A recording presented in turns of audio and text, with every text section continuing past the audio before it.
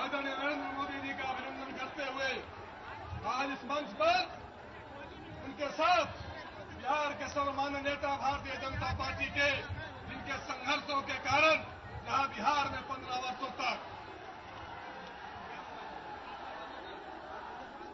जिनके संघर्षों के कारण लगातार लालू राबड़ी कुशासन को हम लोगों ने उखाड़ फेंका और जिन्होंने जब सत्ता में आने के बाद बिहार की सरकार ने जो विकास की इबारतें लिखी, उस इबारत के अगर कोई शिल्पकार असली है तो हमारे नेता सुशील मोदी जी हैं। इनका भी हम स्वागत और अभिनंदन करते हैं जो आपके साथ इस मंच पर उपस्थित है और जिन्होंने कहा है कि हम आज इस सभा में भाषण नहीं देंगे, केवल आप लोगों को नमस्कार करेंगे। उपेंद्र कुशवाहा जी जो हमारे राष्ट्रीय लोक समता पार्टी के अध्यक्ष, काराकाट के प्रत्याशी और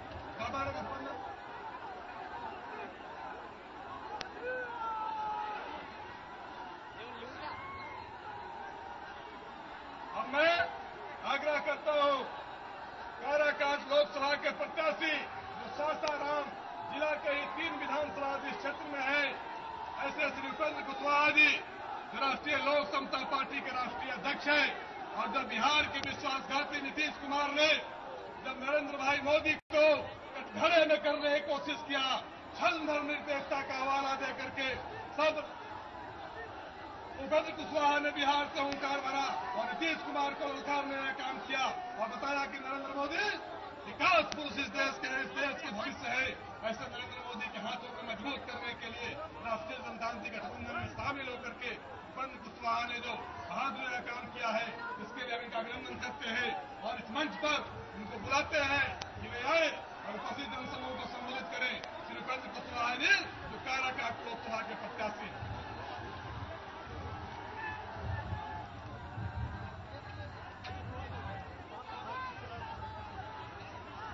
अध्यक्ष जी, इस मंच पर उपस्थित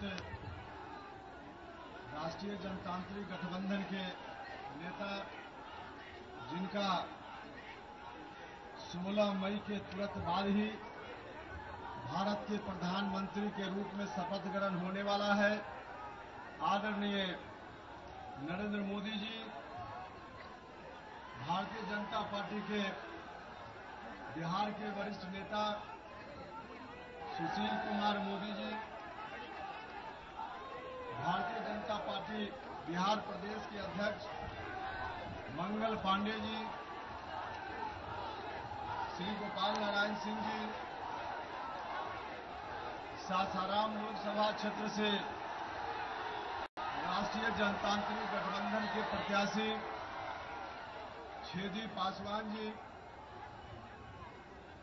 मंच पर उपस्थित सभी सम्मानित नेतागण, इस कार्यक्रम में सासाराम, काराकाट और अगल बगल के लोकसभा क्षेत्रों से आए हुए सम्मानित अभिभावकगण, भाइयों, मित्रों, माताएं, बहनों और मीडिया के बंधुओं, मित्रों, मैं बहुत वक्त आपका नहीं लूंगा।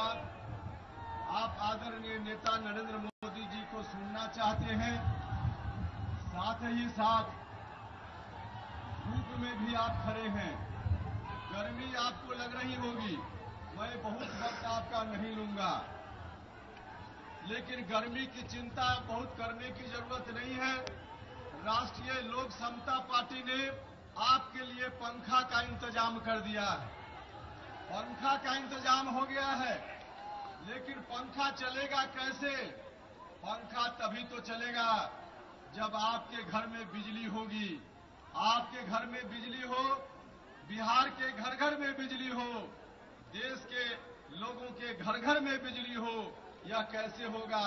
यह तभी होगा जब भारत के प्रधानमंत्री के रूप में नरेंद्र मोदी जी का शपथ ग्रहण होगा।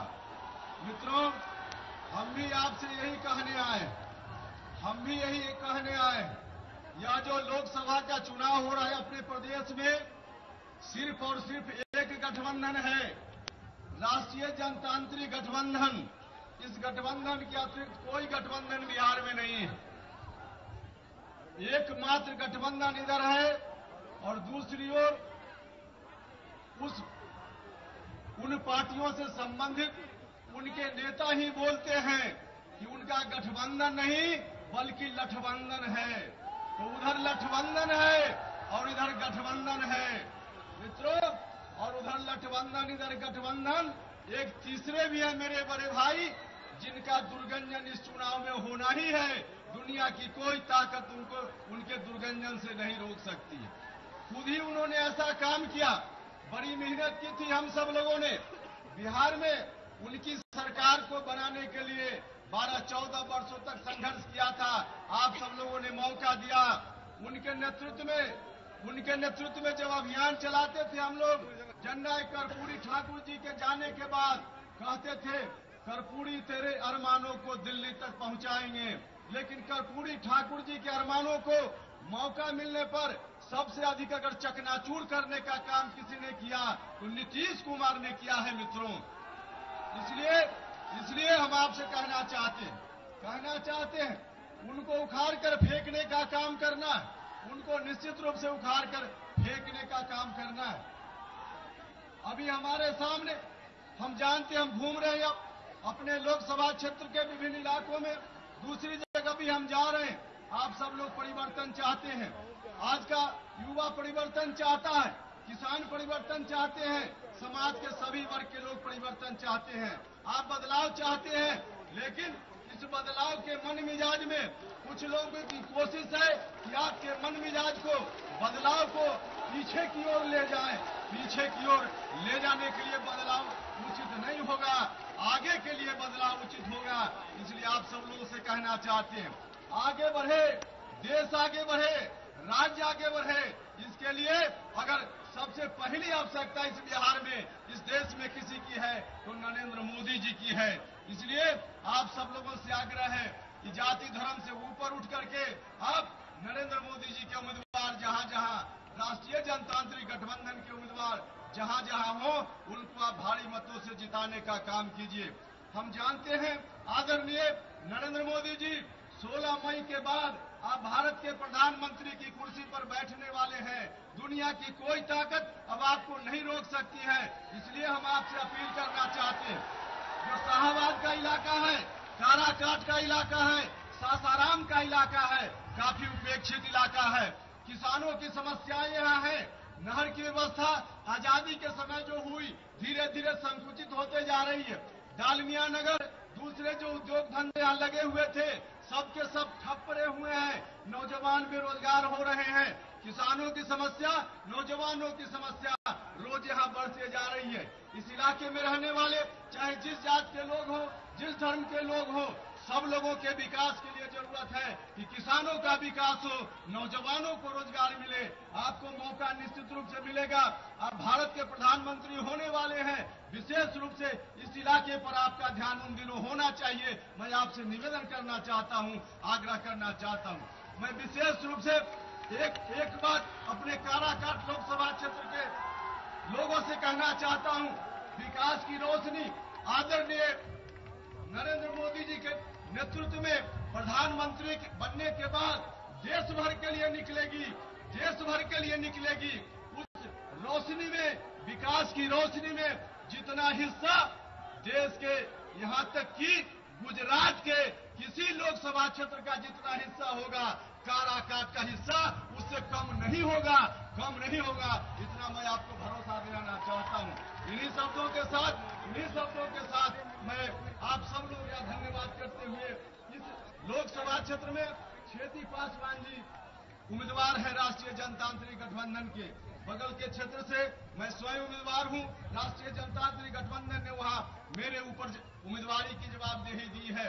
इसके बगल में औरंगाबाद से सुशील कुमार सिंह जी उम्मीदवार हैं, और भी बगल में इधर आरा से आरके सिंह जी उम्मीदवार हैं, बक्सर से चौबे जी उम्मीदवार हैं, अश्विनी चौबे जी उम्मीदवार हैं। तो जहां जहां राष्ट्रीय जनतांत्रिक गठबंधन के उम्मीदवार हैं, आप सबको जिताने का काम कीजिए। 40 में 40 लोकसभा क्षेत्र बिहार में है, 40 में 40 लोकसभा क्षेत्रों में जीत दिलाने का काम करना है। मुझको भरोसा है कि आप सब लोग निश्चित रूप से जिताएंगे और भारत के प्रधानमंत्री की कुर्सी पर आदरणीय नेता नरेंद्र मोदी जी को पहुंचाने का काम करेंगे। बहुत बहुत धन्यवाद। बहुत बहुत धन्यवाद उपेंद्र कुशवाहा जी। और मैं आग्रह करता हूं सासाराम के प्रत्याशी भारतीय जनता पार्टी के श्री छेदी पासवान जी को कि वे आए और गुलदस्ता देकर के, बुके देकर के भारत के भावी प्रधानमंत्री, इस देश की धड़कन आदरणीय नरेंद्र मोदी जी को सम्मानित करें। और काराकाट के लोकसभा क्षेत्र के राजग के प्रत्याशी श्री उपेंद्र कुशवाहा जी दोनों सम्मानित कर रहे हैं, दोनों अभिनंदन कर रहे हैं आदरणीय नरेंद्र भाई मोदी जी का। अब मैं आमंत्रित करता हूं जिनकी प्रतीक्षा में आप इतने घंटों से खड़े थे, ऐसे इस देश के भविष्य जिनके आदरणीय नरेंद्र भाई मोदी जी को सासाराम की ऐतिहासिक और धार्मिक नगरी में जहां से विकास की नई राजनीति के फिर आए और बहुजन समूह को संबोधित करें आदरणीय नरेंद्र भाई मोदी जी।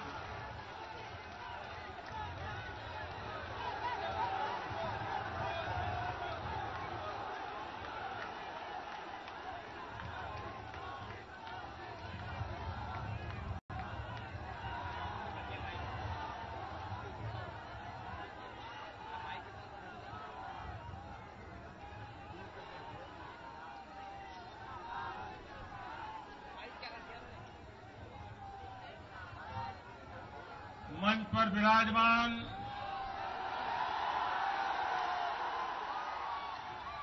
श्रीमान सुशील मोदी जी, श्री मंगल पांडे जी, श्री उपेंद्र कुशवाहा जी और हमारे यहां के प्रत्याशी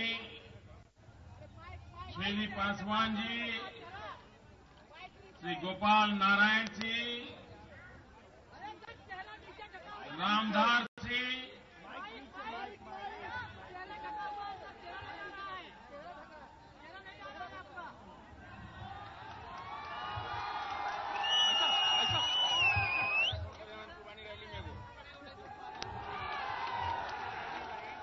मीडिया की मांगे पूरी करो।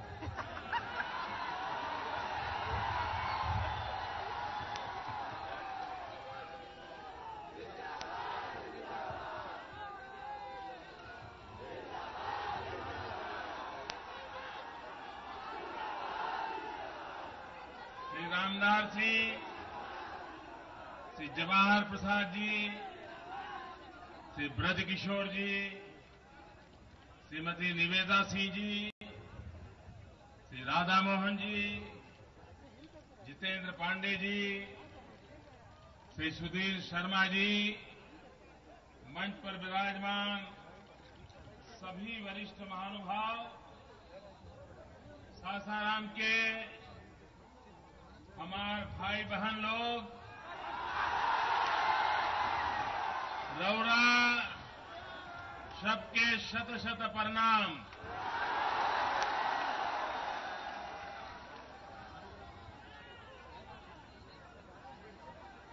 भाइयों बहनों,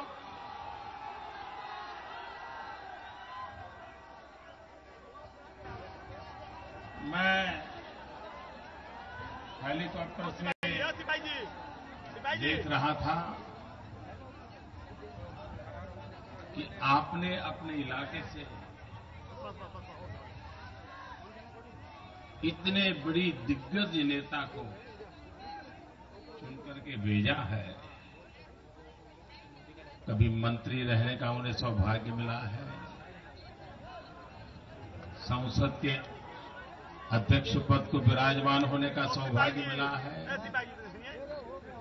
मैं सोच रहा था ये इलाका इतना विकसित होगा, इतनी हरियाली नजर आएगी,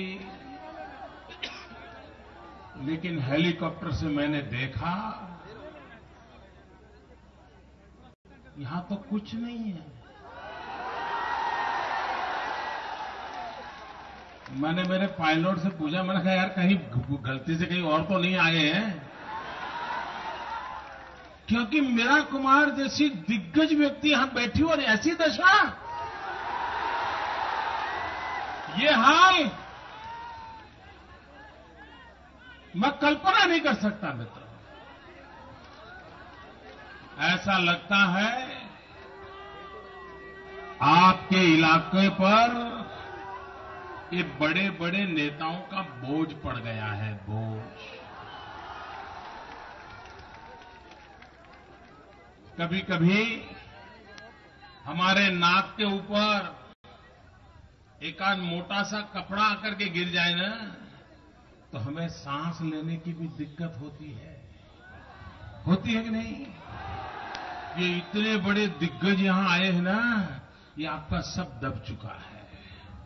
जब तक वो कपड़ा नहीं हटाते, सांस नहीं ले पाते, जब तक ये दिग्गज लोगों को नहीं हटाएंगे, आपको विकास का अवसर नहीं मिलेगा। इसलिए मौका है। भाइयों बहनों, अच्छे सच्चे संतान कौन होते हैं? अच्छे संतान, सच्चे संतान वो होते हैं जो अपने मां बाप के सपने पूरे करते हो। होने चाहिए कि नहीं? करना चाहिए कि नहीं? बाबू जगजीवन ने कांग्रेस छोड़ी थी कि नहीं? कांग्रेस को लात मार के निकल गए थे कि नहीं? जयप्रकाश नारायण के साथ जुड़े थे कि नहीं? और बेटी कहां चली गई? कोई ऐसा करता है क्या? कोई संतान ऐसा करता है क्या? चलो, अपने राजनीतिक स्वार्थ के कारण आपने किया होगा, लेकिन ये भी तो बताओ, कम से कम इस इलाके में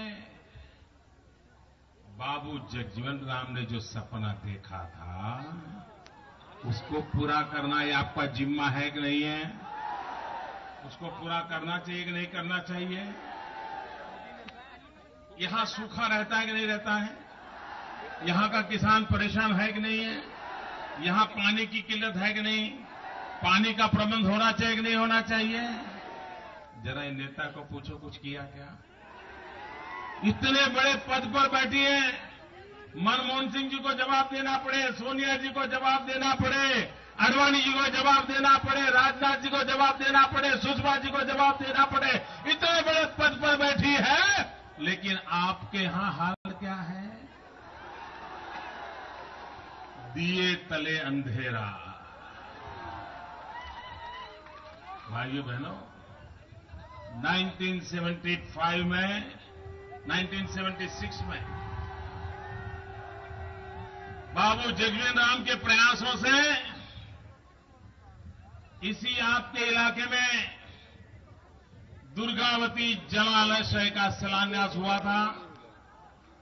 लोग भूल गए हैं कि यहां पर कोई दुर्गावती जलाशय बनने वाला था। भूल गए लोग। 25 करोड़ में बनने वाला था। भाइयों बहनों, आज इतना समय हो गया,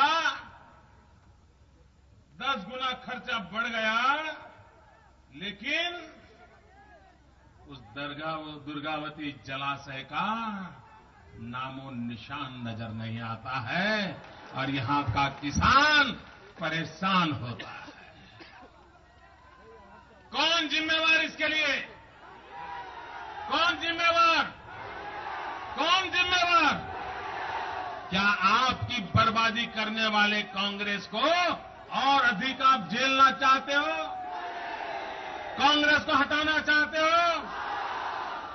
भाइयों बहनों, या पड़ोस में हमारे उपेंद्र जी चुनाव लड़ रहे हैं, वो स्पेशली यहां आए हैं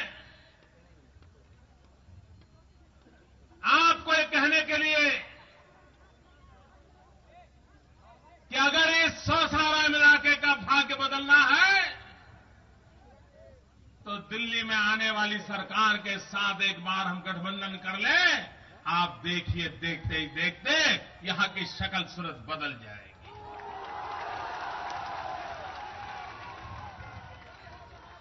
भाइयों बहनों,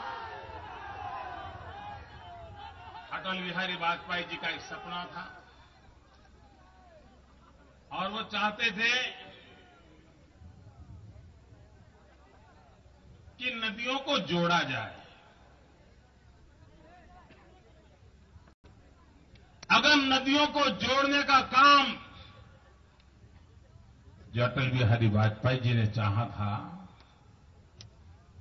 वो अगर हम पूरा कर लेते या प्रारंभ कर देते, तो आज बिहार के जिन इलाकों में बाढ़ आती है, वहां बाढ़ न आती, और जहां सूखा लगता है वहां कभी सूखा नहीं लगता। बाढ़ वाले इलाका भी किसान खुशी होता, सूखे वाले इलाके का भी किसान सुखी होता। पानी पर ध्यान केंद्रित करना, किसानों का कल्याण करना, और भारत के किसान में एक बहुत बड़ी ताकत है भाइयों बहनों। एक बार भारत का किसान तय कर ले, कितनी मुसीबतें क्यों न हो, वो देश के अन्न के भंडार भर देता है। इस देश को भूखा नहीं होने देता है। यही इलाका है जो धान का कटोरा माना जाता है। लेकिन यहां मुसीबत ऐसी है, फसल ज्यादा हो जाए तो भी किसान मरता है, फसल कम हो जाए तो भी किसान मरता है। ऐसी कैसी व्यवस्था है भाई? ज्यादा पैदा करे तो भी मरे, कम पैदा करे तो भी मरे। और इसके लिए अगर कोई जिम्मेवार है तो दिल्ली में बैठी हुई सरकार जिम्मेवार है। आपके यहां धान की खरीदी समय पर होती है, पैसे पूरे दिए जाते हैं। क्यों भाई? आप घोषणाएं तो बहुत करते हो कि मिनिमम सपोर्ट प्राइस है, हम किसान का धान ले लेंगे, उसको मरने नहीं देंगे। लेकिन वो घोषणा करते हैं, धान खरीदने का कोई प्रबंध नहीं करते। प्रबंध क्यों नहीं करते? कहते हैं कि रखने के लिए व्यवस्था नहीं है। और जो रखने के लिए ले जाते हैं वो भी सड़ जाता है। किसान धान इसलिए पैदा करता है, खुद का तो पेट भरे, लेकिन गरीब से गरीब का भी पेट भरे, इसलिए किसान पसीना बहाता है। किसान को जगत का तात कहा जाता है, जगत का ताज कहा जाता है। लेकिन किसान ने मेहनत की हो, अन्न उत्पादन किया हो, इस आशा के साथ मेहनत की हो कि किसी गरीब के पेट में जाएगा, ईश्वर के आशीर्वाद मिलेंगे। लेकिन वही अनाज रेलवे प्लेटफॉर्म पर पड़ा पड़ा सड़ता हो, भीगता हो, चूहे खाते हो, तो किसान को दुख होगा कि नहीं होगा? किसान को पीड़ा होगी कि नहीं होगी? क्या चूहों को खाने के लिए किसान पसीना बहाता है? सड़ने के लिए किसान पसीना बहाता है? और भारत की सुप्रीम कोर्ट जब हुक्म करती है कि ये जो अन्न के भंडार है, जो अनाज सड़ रहा है, वो गरीबों को बांट दो, सुप्रीम कोर्ट कह रही है। ये गरीबों के नाम पर घोषणा पत्र निकालते हैं। मैं उनको पूछना चाहता हूं, ये चुनाव के समय आपको गरीब याद आते हैं, मैं उन्हें पूछना चाहता हूं कि जब सुप्रीम कोर्ट ने कहा था हजारों टन अनाज सड़ रहा है, हो अनाज सड़ने से रोको और वो अनाज गरीब को बांट दो, गरीब के पेट में जाए, इसकी व्यवस्था करो। भाइयों बहनों, गरीबों के प्रति ये दिल्ली में बैठी हुई सरकार और ये शहजादे और ये मैडम सोनिया जी, इनके दिल में रत्ती भर भी दर्द होता। गरीब के प्रति थोड़ी सी भी उनके दिल में संवेदना होती तो सुप्रीम कोर्ट के हुक्म का पालन करते और वो अनाज गरीबों को बांट देते। लेकिन नहीं किया। सड़ने दिया और फिर क्या किया मालूम है? किसान ने जो मेहनत करके अनाज पैदा किया था, गरीब का पेट भरने के लिए मेहनत की थी, वो अनाज सुप्रीम कोर्ट के कहने के बाद भी दिल्ली सरकार ने गरीबों को नहीं दिया, शराब बनाने वालों को बेच दिया। भाइयों, शराब बनाने वालों, और वो भी 80-85 पैसे की कीमत से। और आप तो जानते हैं हमारे इस इलाके में महिलाएं शराब के खिलाफ आंदोलन करती है ना। माताएं बहनों को गुस्सा है ना शराबियों के खिलाफ। ये कायदे कानूनी गैर कानूनी शराब के ठेके लगे हैं, इस पर गुस्सा है कि नहीं है? आपके नौजवानों की जिंदगी बर्बाद हो रही है, इसका दुख है कि नहीं है? मैं सासाराम की माताओं बहनों को चिक चिक करके कहना चाहता हूं, एक महिला आपकी प्रतिनिधि हो और शराब के कारण आपके बच्चों की जिंदगी बर्बाद होती हो, यहां की माताएं बहनें रो रही हो और आपकी सांसद को सुनने की फुर्सत ना हो, एक मिनट के लिए ऐसे सांसद को रखना नहीं चाहिए।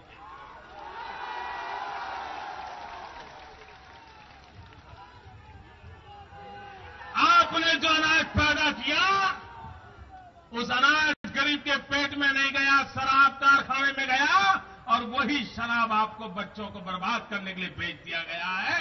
आपके भविष्य को बिगाड़ने का पाप हो रहा है। और इसलिए भाइयों बहनों दिल में दर्द होता है, एक पीड़ा होती है कि ऐसे लोगों के भरोसे ये देश कैसे चलेगा। बिजली का क्या हाल है भाई? आती है? बिजली आती है? जरा बताओ तो आती है? कोई तो बोलो भाई। नहीं आती। आपका जब बिहार एक था, झारखंड और बिहार एक था, कोयले के भंडार आपके पास थे, लेकिन आपको सरकारें ऐसी मिली, नेता ऐसे मिले, दिल्ली में ऐसी सरकारें मिली, कोयला तो खा गए लेकिन कोयले से बिजली पैदा करने की फुर्सत नहीं मिली। 21वीं सदी का हिंदुस्तान, 21वीं सदी का मेरा बिहार अंधेरे में हो, ये आपको मंजूर है भाइयों? आप अंधेरा हटाना चाहते हो? जरा पूरी ताकत से बोलो, आप चाहते हो अंधेरा जाए? आप चाहते हो अंधेरा जाए? तो पहले ये दिल्ली की सरकार को हटाना पड़ेगा, उनके यहां जो दूत बैठे हैं उनको हटाना पड़ेगा, तब जाकर के अंधेरा हटेगा।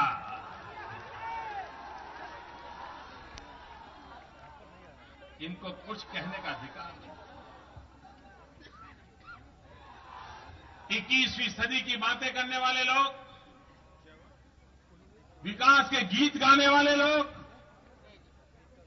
जंगल राज से मुक्ति की बातें करने वाले लोग आज भी बिहार में बिजली देने में सफल नहीं हुए हैं। और इसलिए भाइयों बहनों,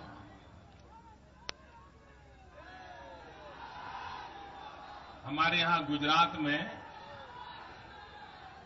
जब मैं मुख्यमंत्री बना तो लोग मुझे एक ही शिकायत करते थे।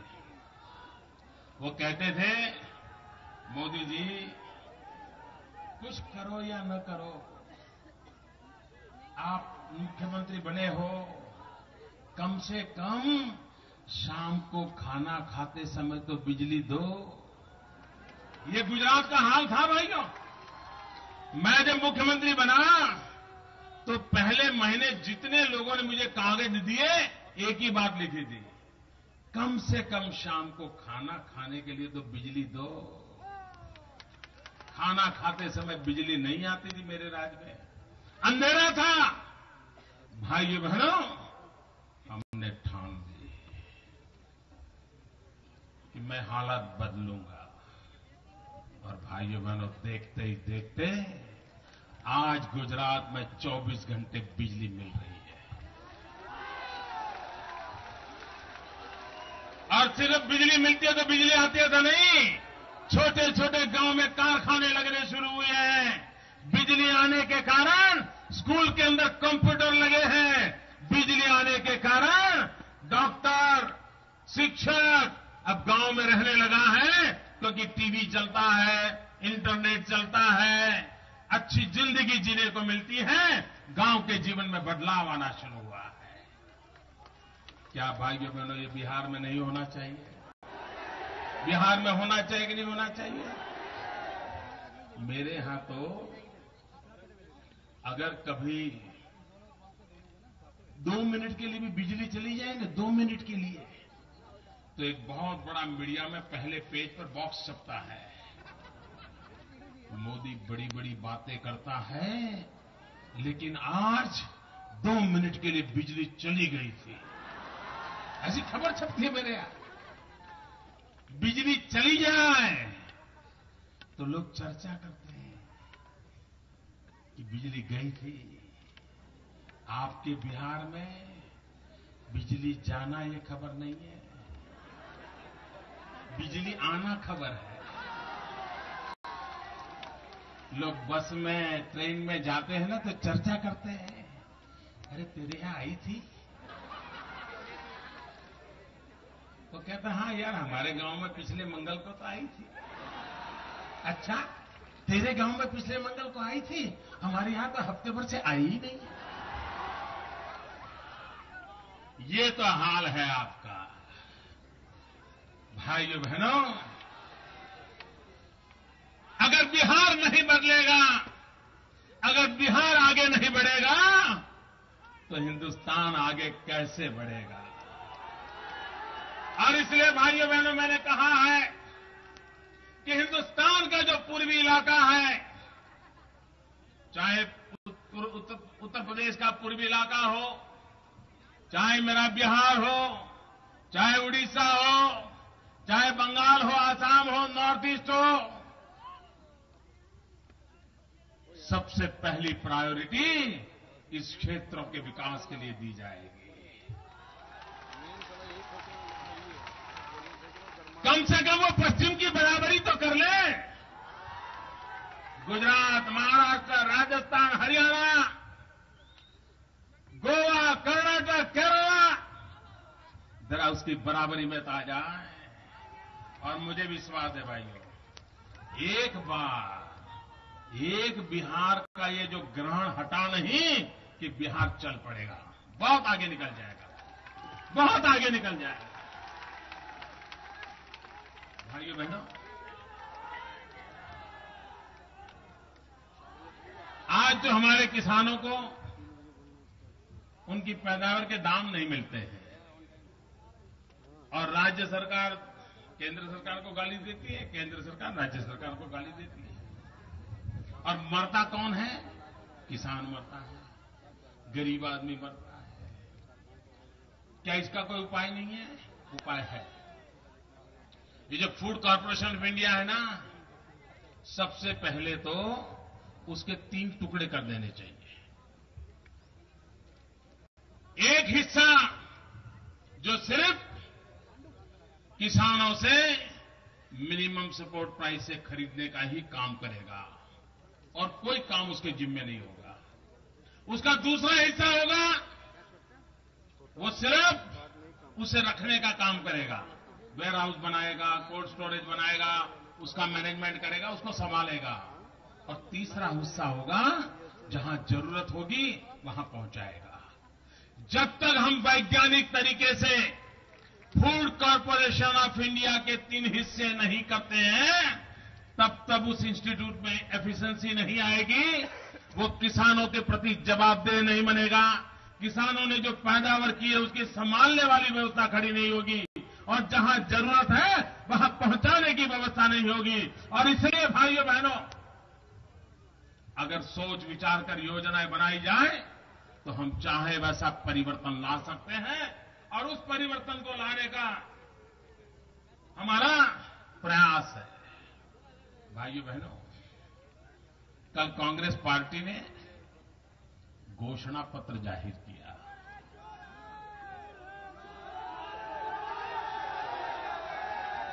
मुझे बताइए भाइयों, क्या हमें चुनाव में आपको झूठे वायदे करने चाहिए?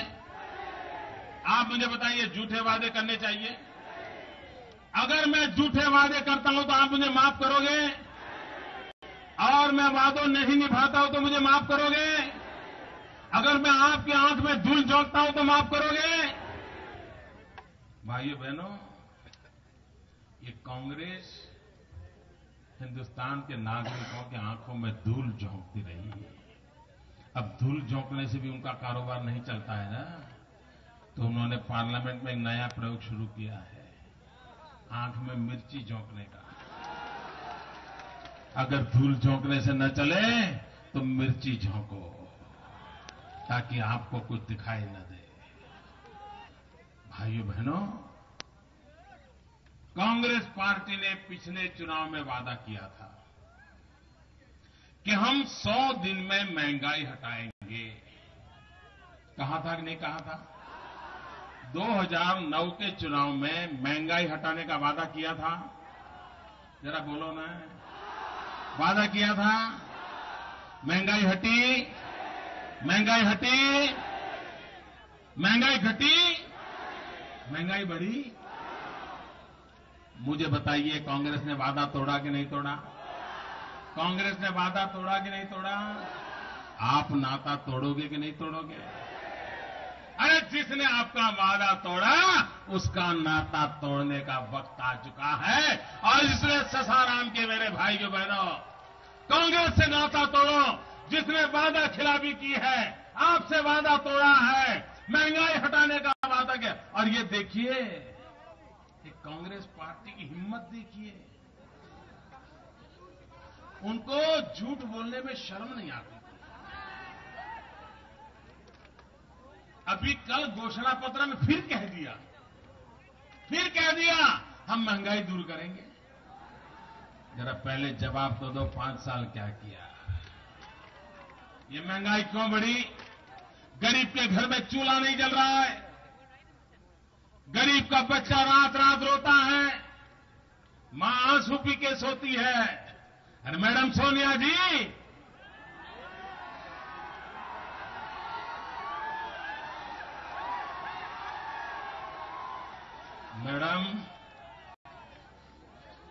मैडम आप तो एक मां है, मां। गरीब का बच्चा भूखा मर रहा है, कभी तो कोई संवेदना के 2 शब्द तो बोल दो। महंगाई क्यों कम दूर नहीं हुई, कभी तो बताओ, गरीब को बताओ। इनका अहंकार इतना है, वो जनता को जवाब देने के लिए तैयार नहीं है। इस चुनाव में कांग्रेस पार्टी की जिम्मेवारी है कि उसने 10 साल क्या काम किया, क्या काम किया, कैसे किया, किसके लिए किया, किसने किया, कैसे कैसे किया, इसका हिसाब हिंदुस्तान की जनता को देना चाहिए। पल पल का हिसाब दो, पाई पाई का हिसाब दो। देश की जनता से अगर चुनाव में वोट मांग रहे हो तो आपको अपने काम का हिसाब देना पड़ता है। कांग्रेस को झूठे आरोप लगाने का अधिकार नहीं है। कांग्रेस को विपक्षों पर वार करने का अधिकार नहीं है। कांग्रेस पार्टी का दायित्व है अपने किए हुए कामों का हिसाब देना और काम के आधार पर वोट मांगना। हम 2012 में भी गुजरात में चुनाव लड़े। हमने चुनाव में जनता को हिसाब दिया अपने काम का, पाई पाई का हिसाब दिया, पल पल का हिसाब दिया और जनता को कहा निर्णय कीजिए, ये काम मैंने किए कहे तो और इतने किए हैं। जनता ने हमको बिठाया। लेकिन कांग्रेस पार्टी महंगाई का म बोलने के लिए तैयार नहीं, भ्रष्टाचार का भ बोलने के लिए तैयार नहीं। भाइयों बहनों, ये कांग्रेस पार्टी का अलोकतांत्रिक रवैया है, अलोकतांत्रिक रवैया है। कांग्रेस का लोकतंत्र में भरोसा नहीं है। जनता जनार्दन को जवाब देने के लिए वो तैयार नहीं है। मैं यहां ससाराम जब आया हूं, बाबू जगजीवन राम की कर्मभूमि में आया हूं, तो एक बात मैं कहना चाहता हूं कि कांग्रेस के शहजादे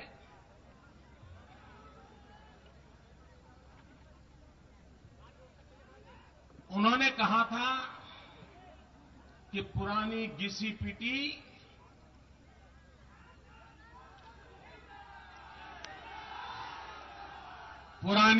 पिटी व्यवस्था नहीं चलेगी।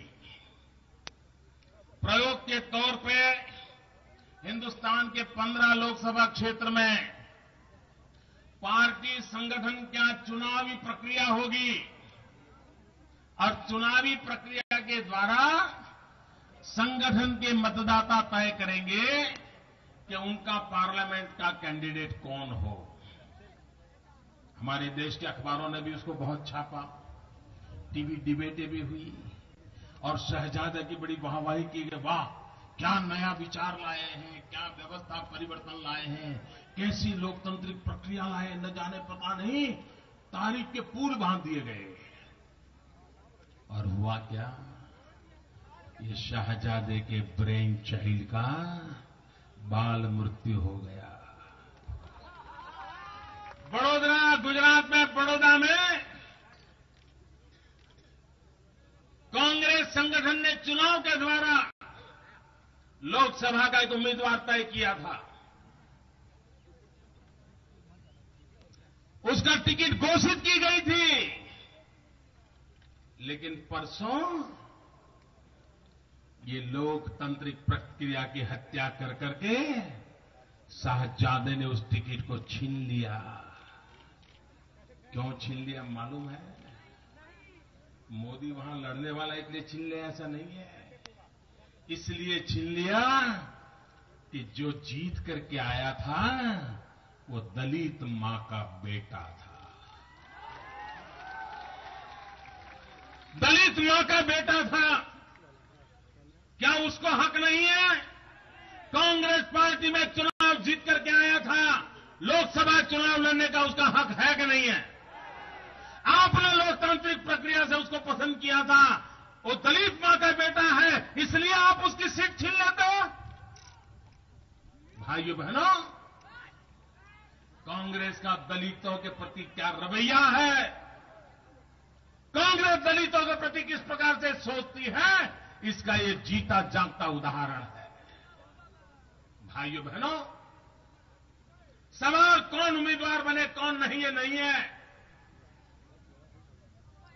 सवाल एक दलित मां के बेटे के साथ आपने अन्याय किया है और इसका आपको जवाब देना पड़ेगा।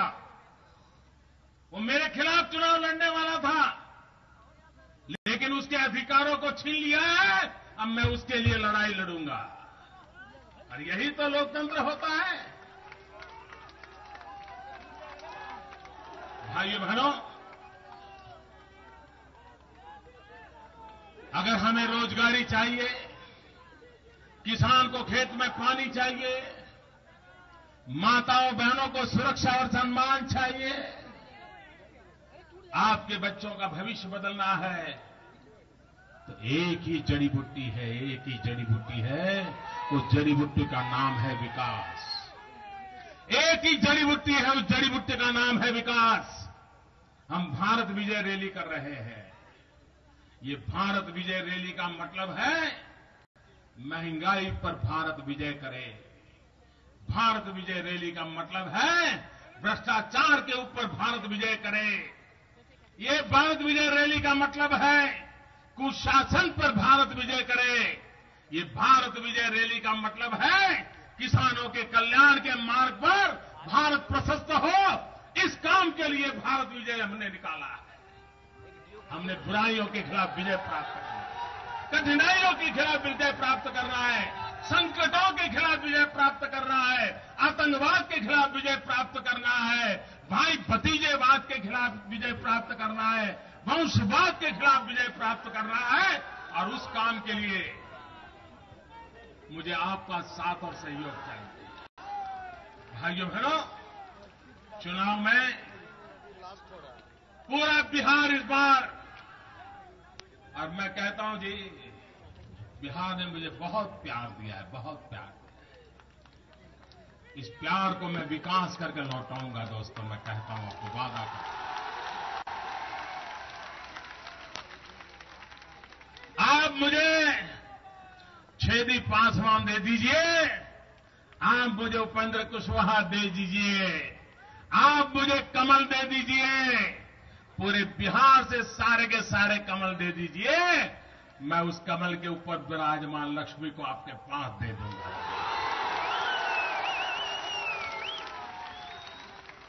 विकास के रास्ते पर चले। इतनी बड़ी मात्रा में रैली, भाइयों, मैं कल्पना नहीं कर सकता। चुनाव की सभा इतनी बड़ी कभी होती नहीं थी। ये दिखा रहा है आंधी चल पड़ी है, आंधी चल पड़ी है। देश को लूटने वाले बच नहीं सकते, जनता के साथ धोखा करने वाले बच नहीं सकते। अब भाइयों बहनों, अभी तो पतझड़ का मौसम चल रहा है, लेकिन 16 मई के बाद विकास की वसंत का आरंभ होने वाला है। 16 मई के बाद विकास की वसंत का आरंभ होने वाला है। आप सबसे मेरा आग्रह है, भारी मात्रा में मतदान करें।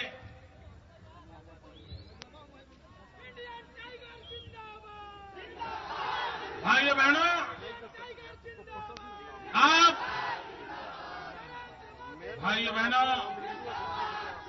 आप चुनाव के दिन भारी मात्रा में मतदान करें। कितनी ही गर्मी क्यों न हो, कितनी ही शादियां क्यों न हो, कितने ही रिश्तेदार आने की बात क्यों न हुई हो, वैकेशन के कार्यक्रम क्यों न बने हो, मतदान हमारा दायित्व है। और इसलिए भाई उपेंद्र कुशवाहा जी को छत का पंखा जो आपको शीतलता दे, मैं बिजली दूंगा, ये पंखा चलेगा, ये आपको हवा देगा। भाइयों बहनों, कमल और पंखे की जोड़ी हर झोपड़ी को भी उजाला देने वाला काम, यही करने के लिए हम चल पड़े। इसी एक अपेक्षा के साथ आपको बहुत बहुत शुभकामनाएं। भारत माता की, भारत माता की।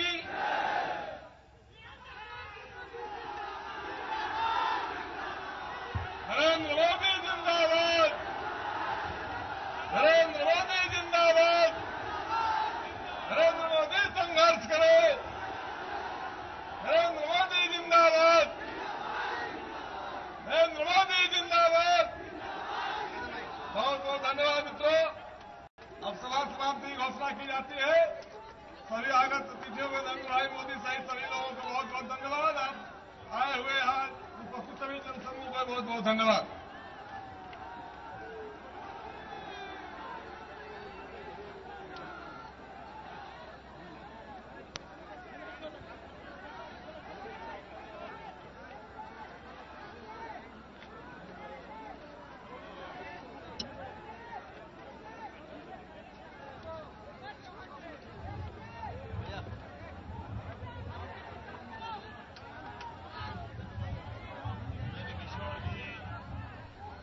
श्रीमती निवेदा सिंह जी,